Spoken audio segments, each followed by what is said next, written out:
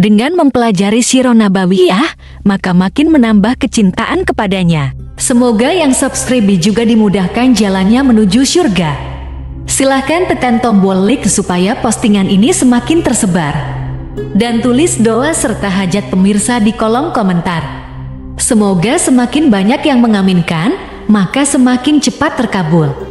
Nabi Sulaiman alaihi salam adalah manusia terkaya sepanjang sejarah kehidupan manusia di muka bumi.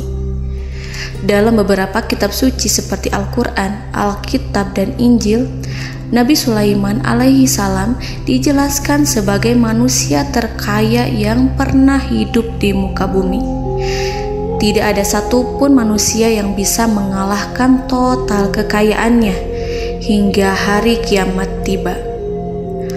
Para arkeolog telah menemukan situs peninggalan sejarah Islam yang mengungkap total kekayaan Nabi Sulaiman alaihi salam. Erez bin Yosef, seorang profesor sekaligus peneliti, ia menyatakan bahwa 3.000 tahun yang lalu Nabi Sulaiman alaihi salam diperkirakan memiliki kekayaan senilai 2,2 triliun US dollar. Dan apabila dikonversikan dengan nilai mata uang dolar hari ini, jika dirupiahkan, maka nilainya setara dengan 32.891.870 triliun rupiah. Profesor itu juga menjelaskan bahwa kekayaan Nabi Sulaiman alaihi salam berasal dari dua sumber, yakni istana kerajaan dan tambang tembaga. Nilai itu berkali-kali lipat lebih banyak dari total kekayaan negara Indonesia yang hanya mencapai 11.454 triliun per 30 Desember 2021. Nabi Sulaiman alaihi salam memiliki beberapa mukjizat. Di antaranya adalah dapat berbicara dengan bahasa binatang. Beliau dapat memerintah mereka untuk melakukan sesuatu. Beliau juga dapat mengendalikan besar kecilnya tekanan angin dan dapat mengatur ke arah mana angin akan berhembus. Sehingga dengan itu Nabi Sulaiman dapat memanfaatkan angin sebagai kendaraannya dan juga kendaraan tentaranya. Nabi Sulaiman juga bisa melunakkan besi dan membentuknya menjadi pakaian perang yang anti tusukan senjata tajam. Nabi Sulaiman juga memimpin para jin. Mereka tunduk dan patuh pada perintah Nabi Sulaiman alaihi salam. Tidak hanya setan, iblis laknatullah yang merupakan makhluk pembangkang dapat dibuat tunduk bertekuk lutut pada perintah-perintah Nabi Sulaiman. Nabi Sulaiman bisa melakukan teleportasi, yaitu berpindah dari suatu tempat ke tempat yang lain dalam waktu singkat. Peristiwa itu dibuktikan dengan pemindahan singgasana Ratu Balqis atas perintah Nabi Sulaiman. Nabi Sulaiman dikenal sebagai raja yang adil dan bijaksana.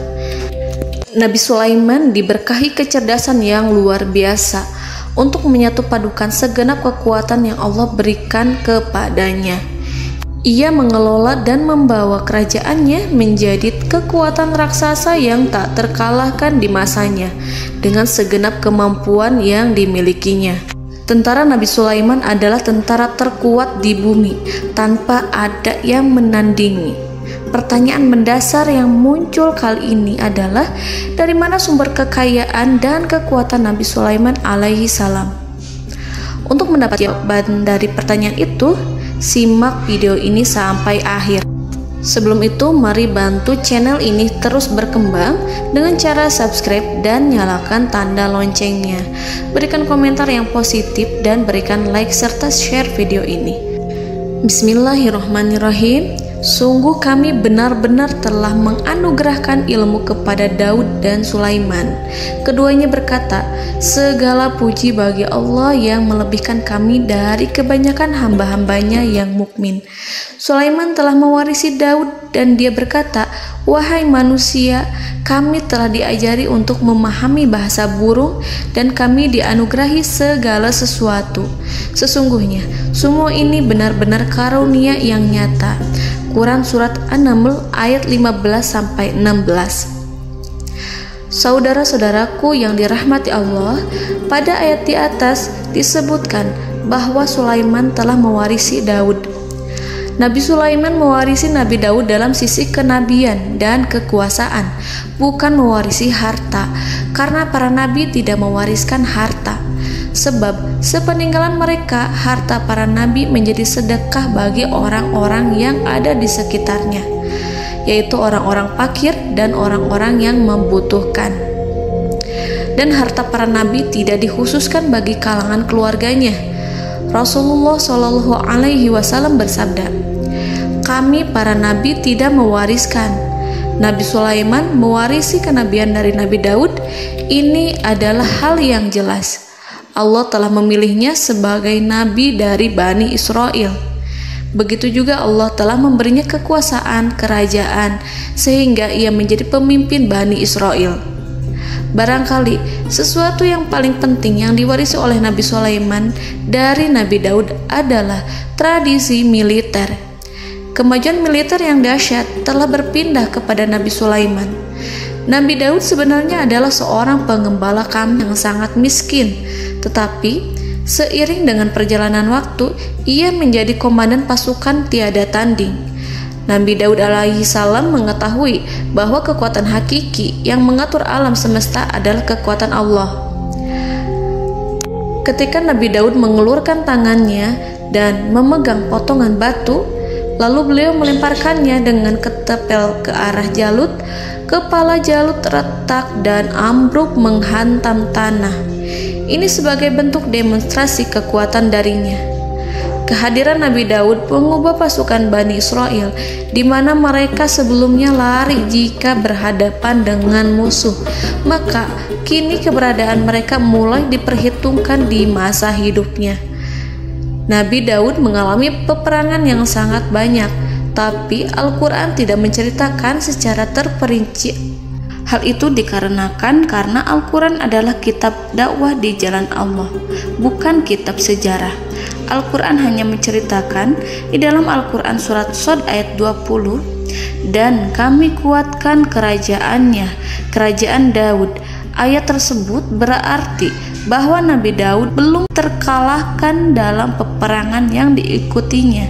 Di samping dukungan yang Allah berikan kepadanya, juga pasukan dan rakyatnya, di mana mereka adalah orang-orang yang bertauhid, menyerahkan diri kepada Allah. Allah Subhanahu wa Ta'ala mengajarkan kepada Nabi Daud hal-hal yang menjadikan pasukannya memiliki keistimewaan yang dengannya mereka dapat mengalahkan pasukan-pasukan lain, pasukan-pasukan besar yang ada di bumi pada saat itu. Allah Subhanahu wa Ta'ala berfirman dalam surat Saba ayat 10, "Dan kami telah melunakkan besi untuknya." Baju besi mungkin akan menjadi masalah dalam benak kita. Ketika orang-orang yang berperang, baju besi cukup mengganggu gerakan mereka. Kita bisa membayangkan ketika ada dua orang berperang, salah satu dapat bergerak bebas, sementara yang lainnya tidak leluasa bergerak karena tertahan dengan pakaiannya. Namun, dengan kekuasaan Allah, Nabi Daud dapat melunakkan besi dan membuat baju besi yang ringan, yang mudah untuk digunakan. Ini adalah kemajuan penting yang Allah berikan kepada Nabi Daud dan tentaranya. Kemajuan itu kemudian diajarkan, diwariskan dan dimiliki oleh Nabi Sulaiman alaihi salam. Nabi Sulaiman memiliki pasukan dahsyat yang melebihi pasukan manapun di bumi saat itu, atau bahkan mungkin saat ini. Bahkan Allah menambahkan karunia-Nya kepada Nabi Sulaiman yang disebutkan dalam Al-Quran surat An-Naml ayat 16. Dan Sulaiman telah mewarisi Daud, dan dia berkata, "Wahai manusia, kami telah diberi pengertian tentang suara burung, dan kami diberi segala sesuatu. Sesungguhnya ini benar-benar suatu karunia yang nyata." Saudara-saudaraku yang dirahmati Allah, pada suatu hari Nabi Sulaiman alaihi salam menengadahkan tangannya dan berdoa kepada Allah Subhanahu wa ta'ala. Antara hati Nabi dan Allah tidak ada penghalang, tidak ada jarak, tidak ada sekatan waktu, tidak ada satupun dari para nabi yang berdoa kepada Allah kecuali doanya pasti dikabulkan. Doa Nabi Sulaiman alaihi salam direkam dalam Al-Quran surat Shad ayat 35. Nabi Sulaiman berkata, "Ya Tuhanku, ampunilah aku, anugerahkanlah kepadaku kerajaan yang tidak dimiliki oleh seorang pun sesudahku." Nabi Sulaiman menginginkan dari Allah sesuatu kerajaan yang belum pernah diperoleh oleh siapapun setelahnya. Allah Subhanahu wa ta'ala mengabulkan doa Nabi Sulaiman dan memberinya kerajaan tersebut. Nabi Sulaiman mewarisi kekuasaan, kenabian, hikmah ilmu dari Nabi Daud alaihi salam. Orang-orang menyebut Nabi Sulaiman Al-Hakim, Sulaiman yang bijaksana. Kebijaksanaan Nabi Sulaiman tidak terbatas pada keadilannya di tengah-tengah manusia dan juga kasih sayangnya kepada mereka. Namun, kebijaksanaan Nabi Sulaiman juga berlaku di kalangan burung dan binatang lainnya. Nabi Daud juga mengenal bahasa burung, tetapi Nabi Sulaiman dapat berbicara dengan bahasa burung. Bahkan, ia dapat menggantikannya sebagai pembantunya. Ketika Nabi Daud bertasbih di gunung, burung-burung serta binatang buas ikut bertasbih bersamanya. Bahkan angin pun berhenti untuk mendengarkan tasbih itu. Sedangkan Nabi Sulaiman alaihi salam, Allah Subhanahu wa ta'ala memberinya karunia lebih dari itu, di mana binatang-binatang buas tunduk padanya, begitu juga angin dan burung. Saudara-saudaraku yang dirahmati Allah, Nabi Sulaiman alaihi salam mampu mendengarkan bisikan semut yang berbicara kepada sesama mereka. Bahkan ia mampu memerintahkan semut tersebut sehingga semut itu menjadi taat pada perintahnya. Pasukan Nabi Sulaiman memiliki kekuatan yang sangat dahsyat. Belum pernah ada di dunia ini satu pasukan pun yang memiliki kekuatan seperti itu. Kekuatan Nabi Sulaiman berasal dari beberapa kombinasi yang sangat mengagumkan, sehingga karenanya ia tidak dapat tertandingi. Kekuatan itu terdiri dari manusia, binatang-binatang, jin, dan lain sebagainya. Kita mengetahui bahwa jin adalah makhluk Allah dan manusia tidak mampu melihatnya atau menghadirkannya atau meminta pertolongan kepadanya. Sedangkan Nabi Sulaiman telah diberi Allah suatu kemampuan untuk menundukkan jin, memperkerjakan mereka sebagai tentara di tengah-tengah peperangan. Bahkan ia mampu menjadikan mereka sebagai pekerja-pekerja kasar di kerajaannya saat tidak ada peperangan. Oleh sebab itu, ketika ada pasukan lain yang mencoba melawan pasukan Nabi Sulaiman, mustahil mereka akan mendapatkan kemenangan. Bahkan pasukan Nabi Sulaiman diperkuat oleh pasukan burung. Burung di pasukan Nabi Sulaiman memerankan tugas penting, yaitu menjadi agen intelijen. Kita mengetahui bahwa peranan informasi saat peperangan adalah hal yang penting. Dari informasi tersebut, pasukan dapat mengetahui keadaan lawannya. Demikianlah peranan burung pada pasukan Sulaiman. Ia terbang di tengah-tengah musuh. Kemudian, ia kembali kepada Nabi Sulaiman untuk menyampaikan berita tentang keadaan lawannya. Di samping jin dan burung, Allah juga menundukkan angin untuk Nabi Sulaiman. Nabi Sulaiman dapat memerintahkan angin dan ia mampu untuk menaiki angin tersebut. Dalam Al-Quran surat Shad ayat 36-40, Allah Subhanahu wa ta'ala berfirman, "Kami tundukkan kepada angin yang berhembus dengan baik menurut kemana saja yang dikehendaki Sulaiman. Dan kami tundukkan pula kepadanya setan-setan, semuanya ahli bangunan dan penyelam, dan setan yang lain yang terikat dalam belenggu. Inilah anugerah kami, maka berikanlah kepada orang lain atau tahanlah untuk dirimu tanpa perhitungan, dan sesungguhnya dia mempunyai kedudukan yang dekat pada sisi kami dan tempat kembali yang baik."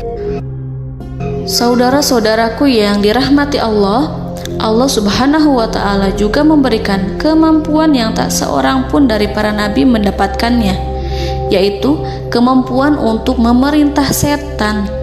Setan adalah salah satu bagian dari jin. Ia adalah kelompok yang celaka dari bangsa jin. Kelompok ini sebenarnya tidak mampu dikuasai oleh manusia. Bahkan jin yang soleh tidak dapat mengatur setan. Adapun Nabi Sulaiman, Allah telah memberinya kekuasaan untuk menundukkan setan dan mempekerjakannya, bahkan mengikatnya dengan rantai serta menghukumnya jika ia menentang pada perintahnya. Setan membangun untuk Sulaiman istana-istana, patung-patung dan alat-alat perang. Bahkan setan-setan itu menyelam ke dasar lautan untuk mengeluarkan permata dan yakut untuk Sulaiman. Jika di antara setan yang menentang perintahnya, maka Nabi Sulaiman alaihi salam mengikatnya dengan rantai.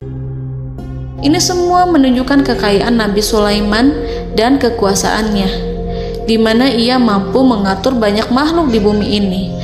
Tentu saja, kemampuan itu semua adalah atas izin dari Allah Subhanahu wa Ta'ala sebagai mukjizat darinya. Allah Subhanahu wa Ta'ala berfirman dalam Al-Quran surat Saba ayat 12, dan sebagian dari jin adalah yang bekerja di hadapannya di bawah kekuasaannya dengan izin Tuhannya, dan siapa yang menyimpang di antara mereka dari perintah kami, maka kami rasakan kepadanya azab neraka yang apinya menyala-nyala. Para jin itu membuat untuk Sulaiman apa yang dikehendakinya, dari gedung-gedung yang tinggi, patung-patung, dan piring-piring yang besarnya seperti kolam, atau periuk yang tetap berada di atas tungku.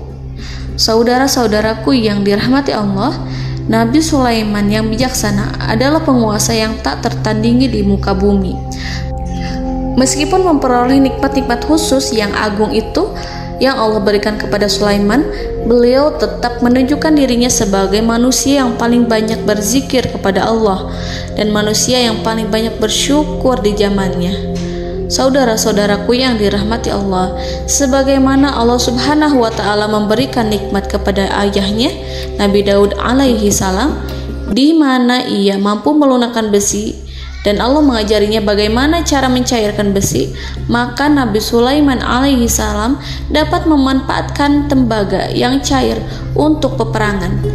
Dan juga di saat perdamaian, pada saat peperangan, beliau mencampur tembaga dengan besi dan menjadikannya perunggu. Mereka menggunakan senjata-senjata perunggu dalam peperangan seperti pedang, baju besi, dan juga pisau.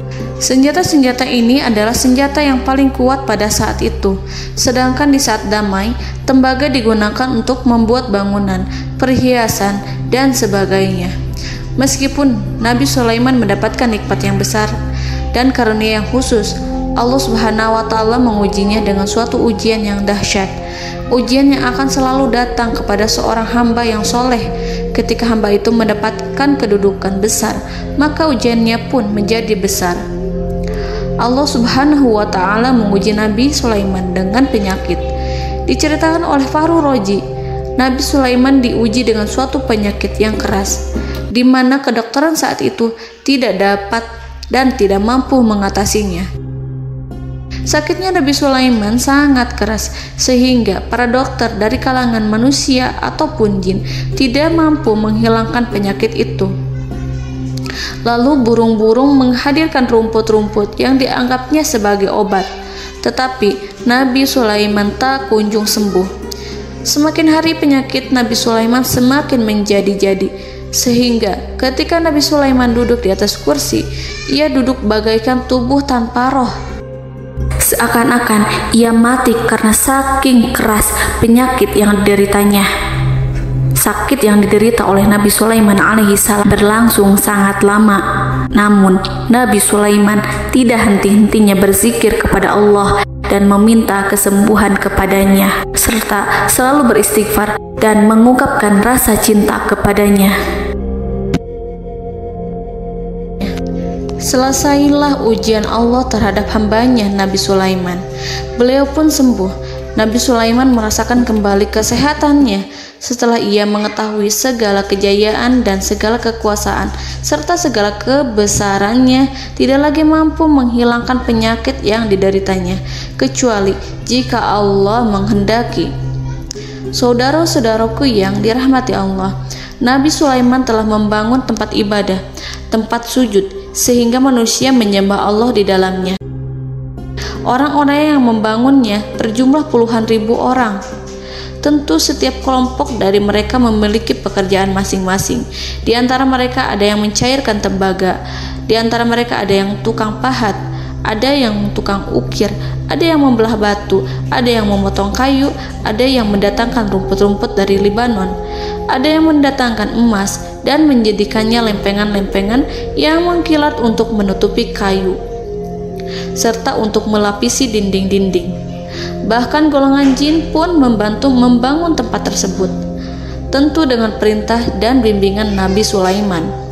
Mereka membuat patung-patung yang besar, membuat bejana yang besar untuk tempat makan para tentara dan pekerja, yaitu bejana seperti gunung. Karena saking berat dan besarnya, mereka juga membuat tempat-tempat minum yang besarnya seperti kolam. Nabi Sulaiman mengawasi para pekerjanya dan juga mengurusi masyarakatnya, di mana beliau mengenali problem mereka dan berusaha memecahkannya. Beliau juga mengawasi pasukan dari kalangan binatang dan burung. Beliau mengetahui apabila ada satu di antara mereka yang tidak datang, kemana ia pergi serta mengapa ia pergi. Nabi Sulaiman menguasai pengetahuan itu semua.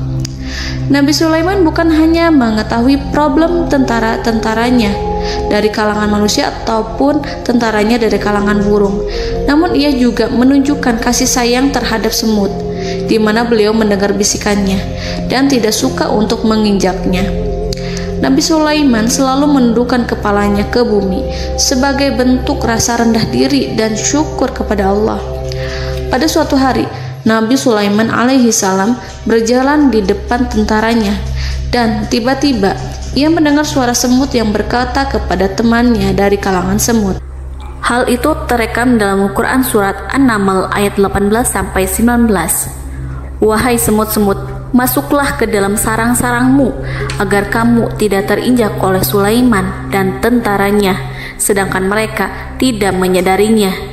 Nabi Sulaiman alaihi salam tersenyum mendengar itu dan ia berdoa, "Ya Allah, ya Tuhanku, berilah aku ilham untuk tetap mensyukuri nikmat-Mu yang telah Engkau anugerahkan kepadaku dan kepada kedua orang ibu bapakku, dan untuk mengerjakan amal soleh yang Kau ridhoi, dan masukkanlah aku ke dalam rahmat-Mu, ke dalam golongan hamba-hamba-Mu yang soleh."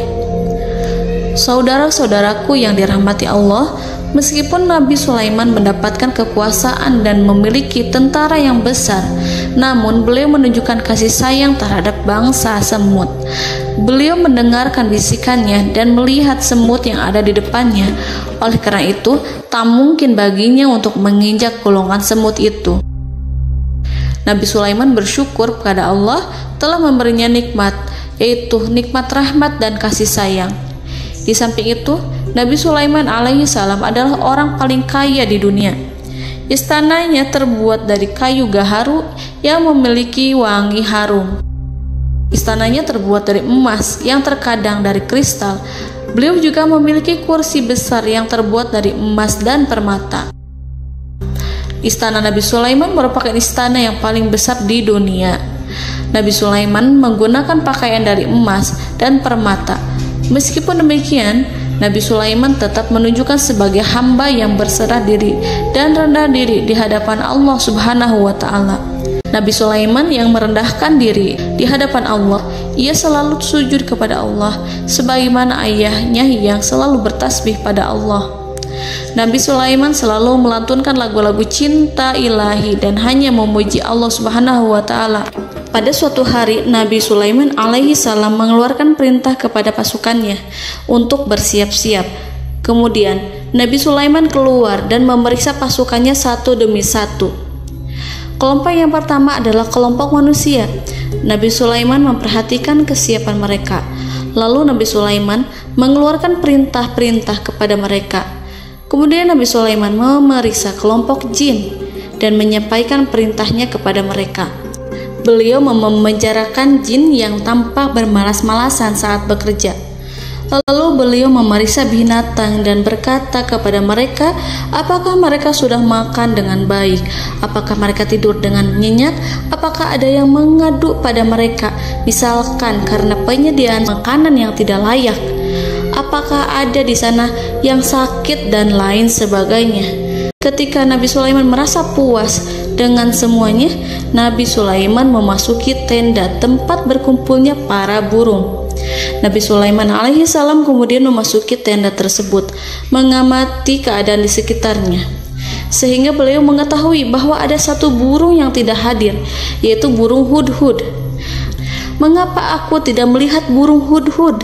Burung-burung yang lain tampak terdiam sebagai penghormatan, dan mereka mendengarkan apa yang akan dikatakan pemimpin mereka. Nabi Sulaiman mengarahkan pandangannya pada semua burung dan tidak menemukan burung hudhud di antara mereka. Tak seekor burung pun yang mengetahui keberadaannya. Burung hudhud absen pada apel wajib kali ini. Nabi Sulaiman mulai menampakkan kemarahannya. Tiba-tiba, seekor burung kecil memberanikan diri untuk berkata kepada Nabi Sulaiman, "Wahai Nabi yang mulia, seharusnya hudhud ada bersamaku kemarin untuk melaksanakan tugas penyelidikan. Ia adalah pemimpin misi itu. Namun, burung hudhud belum datang. Oleh karena itu, aku tidak pergi bersamanya." Burung itu tampak gemetar. Nabi Sulaiman mengetahui bahwa hudhud tidak hadir dan tak seorang pun mengetahui kemana ia pergi. Burung hudhud pergi tanpa izin terlebih dahulu. Dalam keadaan marah, Nabi Sulaiman berkata, "Sungguh aku benar-benar akan mengazabnya dengan azab yang sangat keras atau benar-benar menyembelihnya, kecuali jika ia benar-benar datang kepadaku dengan alasan yang jelas." Kawanan burung-burung mengetahui bahwa Nabi Sulaiman sedang marah dan telah menetapkan untuk menyiksa burung hudhud atau menyembelihnya atau justru memaafkannya dengan syarat ia datang dengan membawa alasan yang dapat menyelamatkannya, atau dengan kata lain, burung hudhud dapat memastikan bahwa ia melaksanakan tugas yang penting. Nabi Sulaiman menunjukkan kemarahan yang besar sehingga siapapun akan merasa takut kepada Nabi Sulaiman yang marah. Nabi Sulaiman kemudian pergi dari tempat burung tersebut. Nabi Sulaiman masih memikirkan keadaan burung hudhud. Seharusnya burung hudhud menjadi bagian penting dari badan intelijen. Apakah ia pergi untuk menyingkap suatu, atau apakah ia pergi hanya untuk bermain-main? Nabi Sulaiman telah memperhatikan dan mengetahui bahwa burung hudhud adalah seekor burung yang cerdik dan juga fasih berbicara. Terkadang Nabi Sulaiman mendapati burung hudhud sedang bermain-main dan menunda-nunda pekerjaannya. Namun ketika Nabi Sulaiman melihatnya, burung hudhud memahami bahwa perbuatannya tidak benar. Oleh karena itu, ia tidak boleh menyampur adukan antara waktu serius dan waktu bermain. Tidak lama setelah itu, burung hudhud tiba di tempat para burung. Burung-burung yang lain berkata kepadanya, "Wahai hudhud, pergilah engkau ke tempat Nabi Sulaiman. Jika ia mengetahui bahwa engkau telah sampai, jiwamu benar-benar terancam." Mendengar itu, burung hudhud segera beranjak. Ia terbang menemui Nabi Sulaiman. Pada waktu itu, Nabi Sulaiman sedang duduk bersama tentaranya yang lain.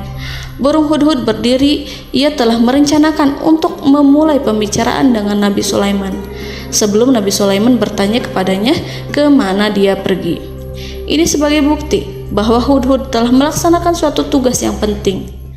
Dalam Al-Quran Surat An-Naml ayat 22, burung hudhud berbicara, "Aku telah mengetahui sesuatu yang kamu belum mengetahuinya, dan kubawa kepadamu dari negeri Saba suatu berita penting yang diyakini seakan-akan burung hudhud hendak berkata, 'Aku adalah hudhud yang miskin, tapi aku mengetahui apa yang tidak engkau ketahui, dan aku telah datang kepadamu dari kerajaan Saba dengan membawa berita yang sangat penting.'" Nabi Sulaiman tampak terdiam menunggu hudhud menyelesaikan kisahnya. Dalam surat An-Naml ayat 23-24, burung hudhud berkata, Sesungguhnya aku menjumpai seorang wanita yang memerintah mereka. Dia dianugerahi segala sesuatu serta mempunyai singgasana yang besar. Aku mendapati dia dan kaumnya menyembah matahari selain Allah. Dan setan-setan telah menjadikan mereka memandang indah perbuatan-perbuatan mereka, lalu menghalangi mereka dari jalan Allah, sehingga mereka tidak mendapat petunjuk. Burung hudhud diam. Nabi Sulaiman merasa bahwa hudhud menunjukkan kepasihan lisannya. Nabi Sulaiman berkata dalam Quran surat An-Naml ayat 27 sambil menunjukkan senyum manisnya. Nabi Sulaiman berkata, "Akan kami lihat apakah kamu benar wahai hudhud, ataukah kamu termasuk orang-orang yang berdusta." Seakan-akan burung hudhud ingin mengatakan, "Aku tidak berbohong, wahai Nabi yang mulia." Namun diamnya Sulaiman membuat takut sehingga burung hudhud terdiam. Nabi Sulaiman terdiam karena berpikir, lalu ia memutuskan sesuatu setelah itu. Beliau melihat kepada lainnya dan meminta secari kertas. Nabi Sulaiman menulis surat singkat dan menyerahkannya kepada hudhud serta memerintahkan kepadanya seperti yang dikatakan dalam Quran surat An-Naml ayat 28. "Pergilah dengan membawa suratku ini, lalu jatuhkanlah kepada mereka, kemudian berpalinglah dari mereka, lalu perhatikanlah apa yang mereka bicarakan." Al-Quranul Karim hanya menceritakan dalam Quran surat An-Naml bagaimana perginya hudhud dan bagaimana ia menyerahkan surat itu. Lalu Al-Quran langsung menyebut keadaan kerajaan Balqis yang saat itu sedang membaca surat di depan para pembesar kerajaan dan para menterinya. Dalam Al-Quran surat An-Naml ayat 29-31 berkatalah Balqis, "Wahai pembesar-pembesar, sesungguhnya telah dijatuhkan kepadaku sebuah surat yang mulia. Sesungguhnya surat ini dari Sulaiman, dan sesungguhnya isinya dengan menyebut nama Allah yang Maha Pengasih lagi Maha Penyayang, bahwa janganlah kalian berlaku sombong terhadapku, dan datanglah kepadaku sebagai orang yang berserah diri." Saudara-saudaraku yang dirahmati Allah, dalam surat tersebut Nabi Sulaiman menyebutkan supaya mereka menyerahkan diri dan tunduk kepada perintah Nabi Sulaiman. Nabi Sulaiman memerintahkan agar mereka meninggalkan penyembahan terhadap matahari.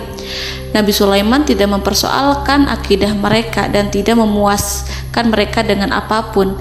Nabi Sulaiman hanya memerintahkan bahwa ia berada di atas kebenaran. Bukankah ia didukung kekuatan yang berlandaskan keyakinan yang dimilikinya?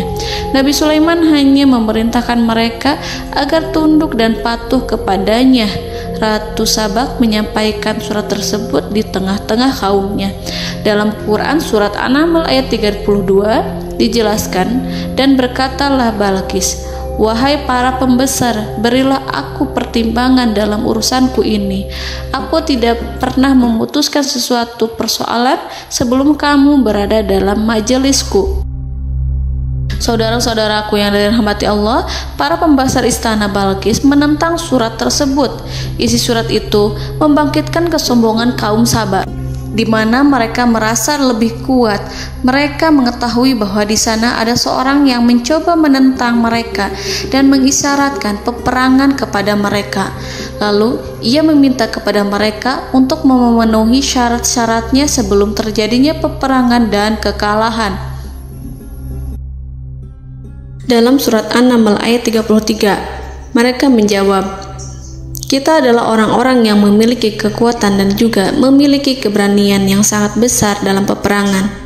Dan keputusan berada di tanganmu, wahai rajaku. Maka pertimbangkanlah apa yang akan kamu perintahkan." Saudara-saudaraku yang dirahmati Allah, para pembesar kaum Sabak seakan ingin berkata, "Kita siap untuk melaksanakan perang." Tampaknya ratu itu memiliki kebijakan yang lebih baik dari pembesar kaumnya. Surat Sulaiman itu membuatnya berpikir lebih jernih dan lebih berhati-hati. Ia berusaha sebisa mungkin menghindari peperangan. Ratu itu berpikir dalam tempo yang lama. Nama Sulaiman tidak diketahuinya dan ia pun belum pernah mendengarnya. Oleh karena itu, Ratu kaum Sabak tidak mampu mengetahui dan mendeteksi seberapa besar kekuatan Nabi Sulaiman. boleh jadi Nabi Sulaiman memiliki kekuatan yang dahsyat sehingga ia mampu memerangi kekuasaannya dan mengalahkannya. Kemudian ratu memperhatikan apa yang ada di sekelilingnya. Ia melihat kemajuan masyarakatnya dan juga kekayaannya. Barangkali ia mengira bahwa Nabi Sulaiman iri terhadap kemajuan dan kekayaannya itu, sehingga Nabi Sulaiman ingin menyerangnya. Setelah mempertimbangkan isi surat Nabi Sulaiman dengan cermat, Ratu Saba memilih untuk tidak bersikap ceroboh dan bodoh. Ratu lebih suka untuk menggunakan bahasa kelembutan. Ia mengirim kepada Nabi Sulaiman suatu hadiah yang besar. Ratu mengira bahwa Nabi Sulaiman seorang yang ambisius, yang boleh jadi ia telah mendengar tentang kekayaan kerajaan Saba. Para utusan pergi dengan membawa hadiah dari Ratu Saba. Ratu berharap agar mereka dapat memasuki kerajaan Nabi Sulaiman dan akan mengetahui kondisi kerajaannya. Saat mereka pulang, Ratu ingin mendengar secara langsung dari mereka tentang bagaimana keadaan kaum Nabi Sulaiman dan pasukannya. Setelah mendapatkan informasi yang cukup, maka Ratu Balqis dapat membuat sesuatu keputusan yang tepat. Ratu menyembunyikan apa yang terlintas dalam pikirannya, lalu ia berbicara kepada pembesar istananya bahwa ia dapat menyingkap niat jahat Raja Sulaiman melalui cara mengirimkan hadiah kepadanya. Ratu lebih memilih cara tersebut dan menunggu reaksi dari Nabi Sulaiman. Ratu berhasil memuaskan para pembesar istana, dan untuk sementara ia menghilangkan ide untuk berperang. Karena para raja jika menyerang suatu desa, maka pemimpin desa tersebut adalah orang yang paling banyak mendapatkan kehinaan. Akhirnya, para pembesar kaumnya merasa puas dengan pikiran Ratu Balqis. Saudara-saudaraku yang dirahmati Allah, dalam surat An-Naml ayat 34-35 dijelaskan, Ratu Balqis berkata, "Sesungguhnya raja-raja apabila memasuki suatu negeri, niscaya mereka akan membinasakannya dan menjadikan penduduknya yang mulia menjadi hina. Dan demikian pula lah yang akan mereka perbuat. Dan sesungguhnya aku akan mengirim utusan kepada mereka dengan membawa hadiah, dan aku akan menunggu apa yang akan dibawa kembali oleh utusan itu."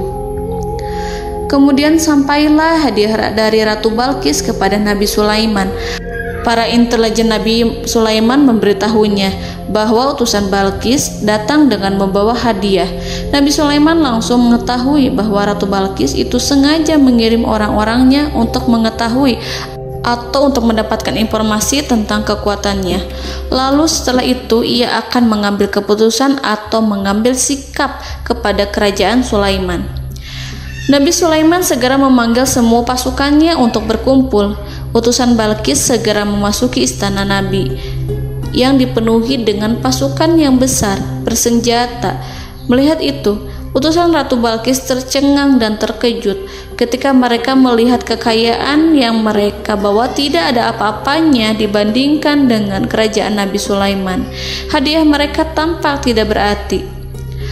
Emas yang mereka bawa tampak tidak memiliki makna saat mereka memasuki istana Nabi Sulaiman yang terbuat dari kayu-kayu pohon gaharu yang mengeluarkan bau yang harum serta dihiasi dengan emas permata. Para utusan Ratu Balqis berdiri bersama Nabi Sulaiman dan menyaksikan bagaimana Nabi Sulaiman mengendalikan pasukannya. Kemudian mereka mulai berpikir tentang kekuatan dan kualitas pasukan Nabi Sulaiman. Betapa kagetnya mereka ketika melihat di tengah-tengah pasukan itu terdapat singa, burung, dan tentara dari kalangan manusia yang mampu terbang. Mereka pun sadar bahwa mereka di hadapan pasukan yang tiada tandingannya. Selesailah demonstrasi pasukan Nabi Sulaiman. Kemudian para utusan ratu dipersilahkan maju ke tempat hidangan makanan. Para utusan itu sangat terkejut ketika melihat berbagai macam makanan dari penjuru dunia ada di depannya. Dan di antara makanan itu terdapat pula makanan yang biasa ditemukan di negeri mereka. Tetapi mereka melihat bahwa makanan itu memiliki rasa yang lebih istimewa. Selain itu, piring-piring yang ada di depan mereka terbuat dari emas dan mereka dilayani oleh laki-laki yang berhias dengan emas. Di meja makan itu terdapat burung, ikan laut, dan berbagai macam daging yang mereka tidak mampu lagi membedakan daging apa itu. Nabi Sulaiman tidak makan bersama mereka, tapi beliau makan dengan menggunakan piring yang terbuat dari kayu. Beliau memakan roti yang kering yang dicampur dengan minyak. Inilah makanan yang dipilih Nabi Sulaiman. Makan bersama mereka dalam keadaan diam, mereka merasa kehadiran Nabi Sulaiman menciptakan suatu wibawa yang luar biasa.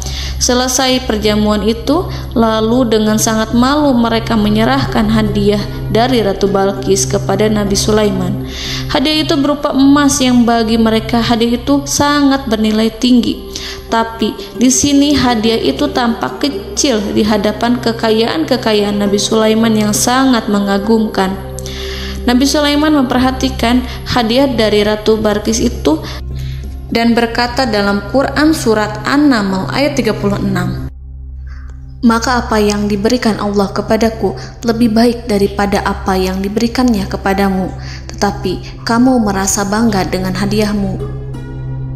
Saudara-saudaraku, Raja Sulaiman menyingkap dengan kata-katanya yang singkat itu penolakannya terhadap hadiah mereka. Ia memberitahu utusan itu bahwa ia tidak menerima hadiah tersebut. Ia tidak merasa puas dengan hadiah itu. Yang membuatnya puas hanyalah, janganlah kalian berlaku sombong terhadapku dan datanglah kepadaku sebagai orang-orang yang berserah diri. Lalu Nabi Sulaiman berkata kepada mereka dengan pelan. Hal itu diabadikan dalam Al-Quran surat An-Naml ayat 37. "Kembalilah kepada mereka, sungguh kami akan mendatangi mereka dengan bala tentara yang mereka tidak kuasa melawannya. Dan pasti kami akan mengusir mereka dari negara itu, yaitu negeri Saba, dengan terhina. Dan mereka akan menjadi tawanan-tawanan yang hina." Saudara-saudaraku yang dirahmati Allah, Nabi Sulaiman kemudian meninggalkan para utusan ratu setelah terlebih dahulu mengancam mereka. Para utusan itu berharap agar Nabi Sulaiman mau menunggu kunjungan Ratu Balqis yang akan membawa misi perdamaian. Akhirnya, sampailah para utusan Ratu Balqis ke negeri Saba. Mereka segera menuju istana sang ratu. Mereka memberitahu bahwa negeri mereka ada di ujung tanduk. Mereka menceritakan kepada ratu tentang kekuatan Nabi Sulaiman dan tidak mungkin bagi mereka mampu melawannya. Mereka meyakinkan Ratu Balqis bahwa ia harus mengunjunginya dan melihat sendiri bagaimana kebesaran kerajaan Nabi Sulaiman. Kemudian Ratu Balqis menyiapkan dirinya untuk pergi menuju kerajaan Nabi Sulaiman. Nabi Sulaiman duduk di kursi kerajaan di tengah-tengah para pembesarnya dan para menterinya, serta para komandan pasukannya. Beliau berpikir tentang sosok Balqis. Nabi Sulaiman mengetahui bahwa Balqis menuju tempatnya. Balqis dikelilingi rasa takut. Nabi Sulaiman berpikir sejenak tentang bagaimana matahari disembah. Ia memikirkan bagaimana informasi yang diterima oleh intelijennya tentang kemajuan kerajaan Balqis dalam bidang kesenian dan ilmu pengetahuan. Nabi Sulaiman bertanya kepada dirinya sendiri, apakah kemajuan menjadi penghalang untuk mengetahui kebenaran? Apakah ratu itu senang dengan kekuatan yang dicapainya? Dan ia membayangkan bahwa kekuatannya adalah segalanya. Dengan kemajuan yang dimilikinya, Nabi Sulaiman ingin membuat kejutan agar ratu mengetahui bahwa Islam yang diyakini oleh Nabi Sulaiman adalah satu-satunya yang mampu mendatangkan kemajuan dan kekuatan yang hakiki, sehingga ia dapat membandingkan antara keyakinannya dalam menyembah matahari beserta kemajuan yang dicapainya dengan keyakinan Nabi Sulaiman beserta kemajuan yang diraihnya.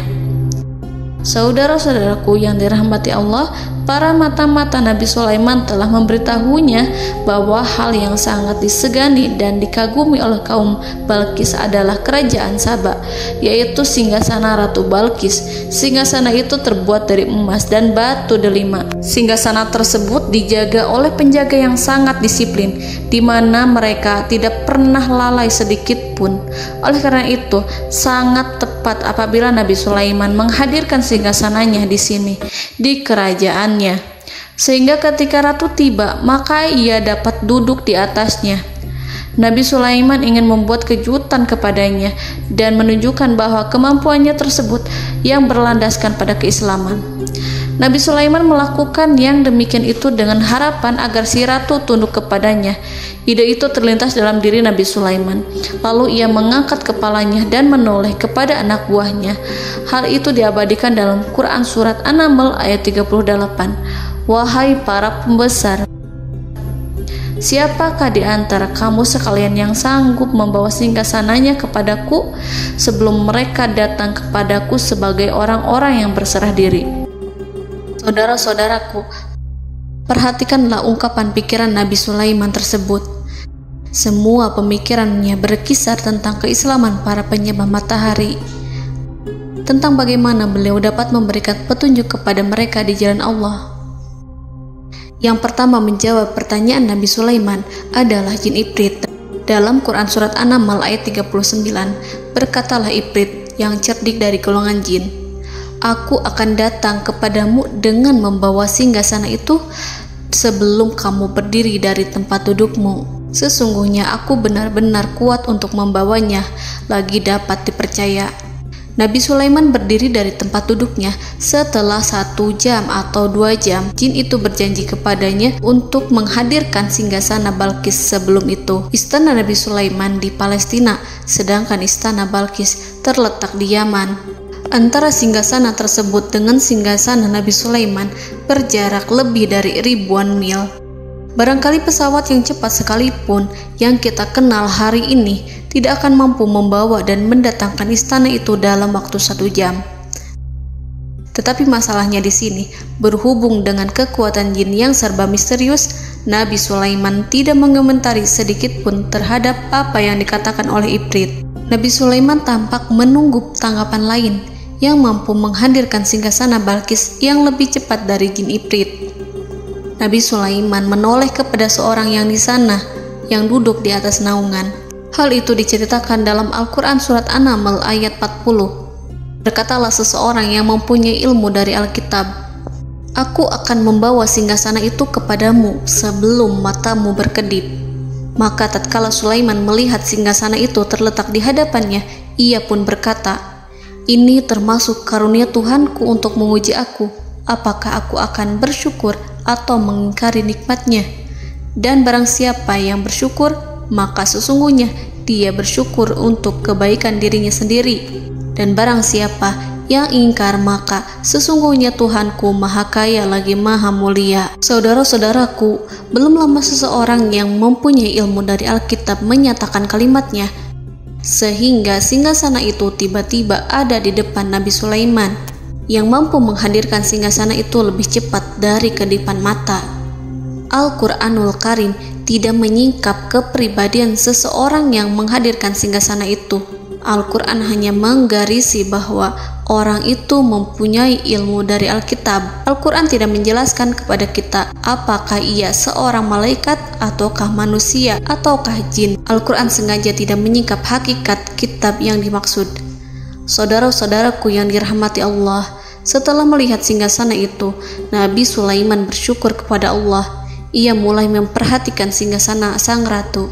Singgasana tersebut merupakan simbol pembangunan dan juga kemajuan, tetapi tampaknya ia hanya sesuatu yang biasa saja jika dibandingkan dengan kekuasaan dan kebesaran ciptaan yang dibuat oleh manusia dan jin di kalangan istana Nabi Sulaiman. Nabi Sulaiman memikirkan dalam tempo yang sangat lama singgasana Ratu Balkis itu.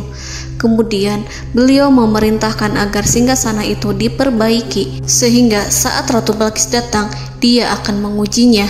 Apakah Ratu Balkis dapat mengenali singgasananya ataukah tidak? Dalam Al-Quran Surat An-Naml ayat 41, Nabi Sulaiman berkata, "Ubahlah baginya singgasananya, maka kita akan melihat apakah dia mengenal ataukah dia termasuk orang-orang yang tidak mengenalnya."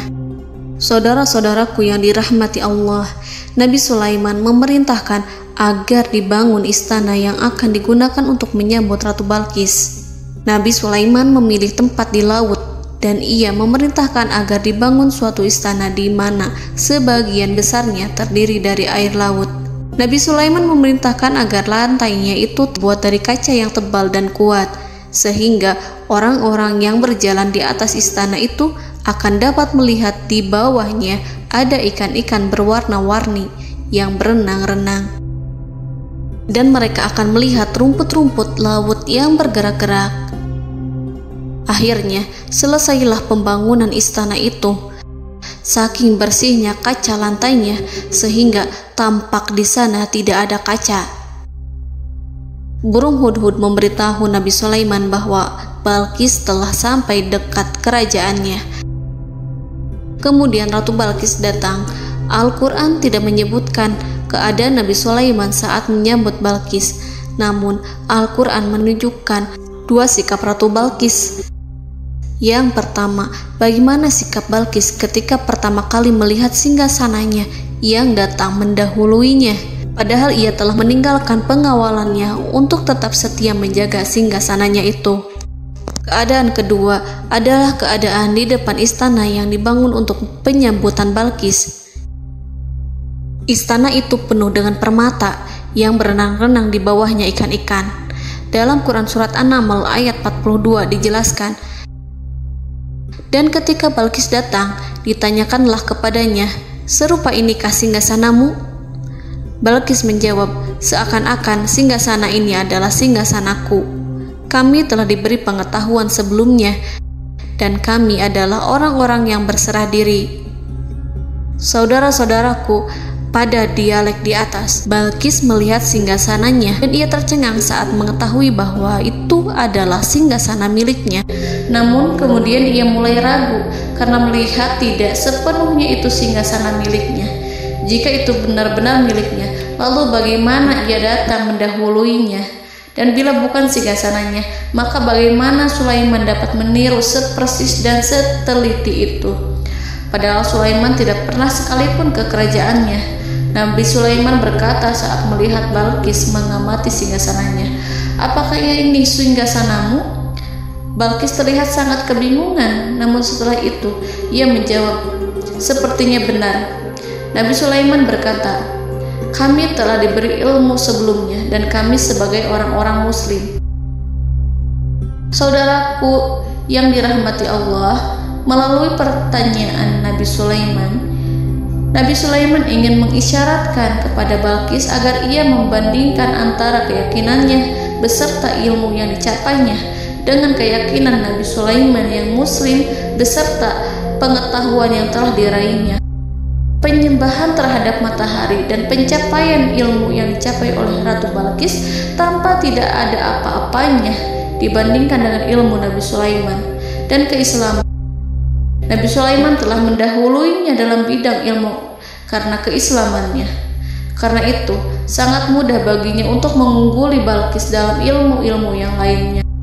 Demikianlah yang disyaratkan dalam pertanyaan Nabi Sulaiman kepada Ratu Balqis. Ratu Saba itu mengetahui bahwa ini adalah singgasananya, di mana singgasana itu datang lebih dahulu daripada dirinya.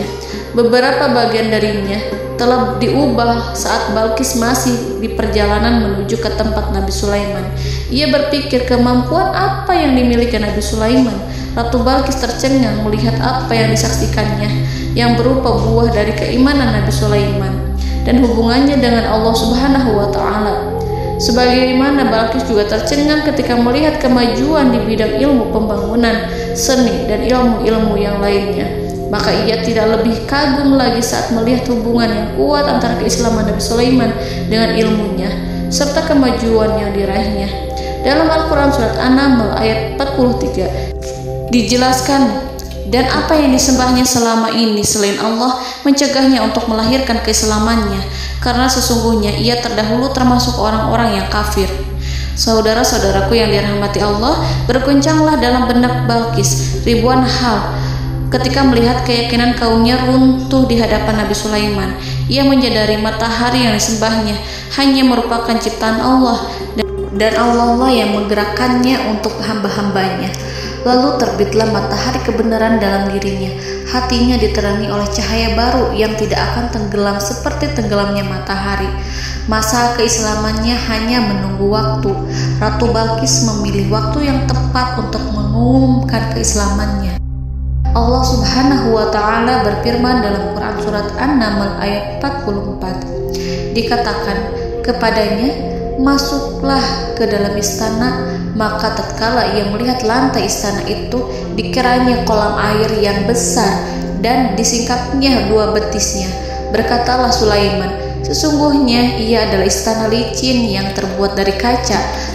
Berkatalah Balqis, wahai Tuhanku, sesungguhnya aku telah berbuat zalim terhadap diriku dan aku berserah diri bersama Sulaiman kepada Allah Tuhan semesta alam. Saudara-saudaraku yang dirahmati Allah, dikatakan kepada Balqis, masuklah ke dalam istana. Ketika ia masuk, maka ia tidak menyaksikan adanya kaca, tetapi ia melihat air, sehingga ia mengira akan bersinggungan dengan air. Lalu ia menyingkapkan sedikit bajunya agar bajunya itu tidak basah. Nabi Sulaiman mengingatkannya tanpa melihatnya agar ia tidak khawatir terhadap pakaiannya, karena pakaiannya tidak akan basah sebab di sana tidak ada air. Itu sekedar kaca yang halus, yang saking halusnya sehingga ia tidak tampak. Pada kesempatan itulah Balqis mengumumkan keislamannya yang mengakui kelalimannya, dan ia menyatakan menyerahkan diri kepada Nabi Sulaiman dan kepada Allah Tuhan semesta alam. Lalu kaumnya pun mengikutinya dan mereka memeluk Islam. Balqis menyadari ia berhadapan dengan penguasa yang terbesar di bumi dan Nabi Allah yang mulia. Untuk pertama kalinya, wajah Sulaiman tampak dihiasi dengan senyuman yang menunjukkan kepuasannya sejak Balqis mengunjunginya. Demikianlah Nabi Sulaiman mewujudkan kejayaannya yang hakiki dan menyebarkan cahaya Islam di muka bumi. Saudara-saudaraku, Al-Quran tidak menyebutkan kisah Balqis setelah keislamannya. Para ahli tafsir mengatakan bahwa ia menikah dengan Nabi Sulaiman. Selain itu, ada yang mengatakan bahwa ia menikah dengan salah satu orang dekat Nabi Sulaiman. Ada juga yang mengatakan bahwa sebagian Raja Habasyah adalah keturunan dari buah perkawinan ini. Wallahu a'lam bishawab. Saudara-saudaraku yang dirahmati Allah, Nabi Sulaiman hidup di tengah-tengah kejayaan dan kemuliaan di bumi. Kemudian Allah menetapkan kematian untuknya, sebagaimana kehidupan Sulaiman berada di puncak kemuliaan dan kejayaan yang penuh dengan keajaiban yang luar biasa, maka kematiannya pun merupakan tanda-tanda kebesaran Allah yang penuh dengan keajaiban. Demikianlah bahwa kematiannya sesuai dengan kehidupannya, sesuai dengan kejayaannya. Allah berfirman tentang kematian Sulaiman di dalam Al-Quran Surat Saba ayat 14. Maka tatkala kami telah menetapkan kematian Nabi Sulaiman, tidak ada yang menunjukkan kepada mereka kematiannya itu kecuali rayap yang memakan tongkatnya. Maka tatkala ia telah tersungkur, tahulah jin bahwa kalau sekiranya mereka mengetahui yang gaib, tentulah mereka tidak akan tetap dalam siksa yang menghinakan. Saudara-saudaraku, kemampuan Nabi Sulaiman untuk menundukkan jin dan mempekerjakan mereka serta hubungan mereka dengan semua itu menimbulkan fitnah di tengah-tengah manusia dalam hal tertentu. Kematian Nabi Sulaiman merupakan batasan jawaban terhadap fitnah ini. Kami tidak mengetahui siapa yang mengklaim bahwa jin mengetahui hal yang gaib. Apakah itu setan yang terkutuk, atau jin yang bodoh, atau manusia yang tertipu? Kami tidak mengetahui siapa yang bertanggung jawab terhadap tersebarnya isu yang keliru ini. Yang kita ketahui adalah bahwa hal tersebut adalah mempengaruhi sebagian manusia dan jin. Barangkali manusia berkata kepada diri mereka, selama jin melakukan perbuatan yang luar biasa ini, maka apa gerangan yang menjadikan mereka tidak mengetahui hal yang gaib itu? Manusia itu lupa bahwa kunci kegaiban berada di tangan Allah. Masalah ilmu gaib tidak akan mampu dikuasai oleh jin dan manusia.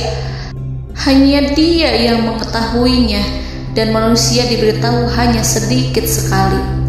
Saudara-saudaraku yang dirahmati Allah, seakan-akan Allah telah merencanakan bahwa kematian Sulaiman bertujuan untuk menghancurkan pemikiran itu, yaitu pemikiran bahwa jin mengetahui hal-hal yang gaib. Jin bekerja untuk Nabi Sulaiman selama beliau hidup, dan tatkala beliau meninggal, maka tugas mereka menjadi bebas. Nabi Sulaiman meninggal tanpa diketahui oleh jin, sehingga mereka tetap bekerja untuk mereka, tetap mengabdi kepada Sulaiman. Seandainya mereka mengetahui hal yang gaib, niscaya mereka tidak akan meneruskan pekerjaan mereka. Saudara-saudaraku, pada suatu hari Nabi Sulaiman memasuki mihrabnya untuk itikaf ibadah dan beribadah kepada Allah. Tak seorang pun yang berani mengganggu khalwatnya. Mihrab Sulaiman terletak di puncak gunung dan dindingnya terbuat dari permata. Pada suatu hari, Nabi Sulaiman duduk bersandar pada tongkatnya dan ia tampak tenggelam dalam tafakur. Beliau berzikir pada Allah hingga rasa kantuk menguasainya. Lalu setelah itu malaikat maut menemuinya. Nabi Sulaiman pun meninggal. Beliau bersandar kepada tongkatnya. Jin melihatnya dan mengira bahwa beliau sedang sholat, sehingga mereka pun terus melanjutkan pekerjaannya. Berlalulah hari demi hari yang panjang. Datanglah rayap, yaitu semut kecil yang memakan kayu. Hewan itu mulai memakan tongkat Nabi Sulaiman. Rayap itu tampak lapar. Sebagian dari tongkat Nabi Sulaiman dimakan beberapa hari oleh rayap itu. Ketika yang dimakannya semakin bertambah, maka tongkat itu pun menjadi rusak dan kemudian jatuh dari tangan Nabi Sulaiman alaihi salam. Tubuh mulia itu kehilangan keseimbangan dan kemudian jatuh terhempas di bumi. Tatkala tubuh suci itu tersungkur, maka manusia segera menuju ke arahnya. Mereka menyadari dan mengetahui bahwa Nabi Sulaiman telah meninggal dalam waktu yang lama. Jin menyadari bahwa mereka tidak mengetahui hal yang gaib, dan manusia pun mengetahui hakikat ini. Seandainya jin mengetahui hal yang gaib, niscaya ia tidak akan meneruskan siksa yang hina. Mereka tidak akan bekerja kepada Sulaiman. Demikianlah Nabi Sulaiman alaihi salam meninggal dalam keadaan duduk dan sholat di mihrabnya. Lalu berita itu tersebar bagaikan api di bumi. Manusia, burung, dan binatang buas mengantarkan jenazah Nabi Sulaiman. Sekawanan burung tampak sedih dan menangis. Semua makhluk bersedih. Akhirnya tak seorang pun mengetahui bahasa burung di bumi. Meninggallah seorang yang memahami pembicaraan burung, binatang-binatang, jin, dan lain sebagainya. Burung-burung itu berkata, betapa beratnya kehidupan di tengah orang-orang yang tidak mengetahui pembicaraan kita. Allahu a'lam.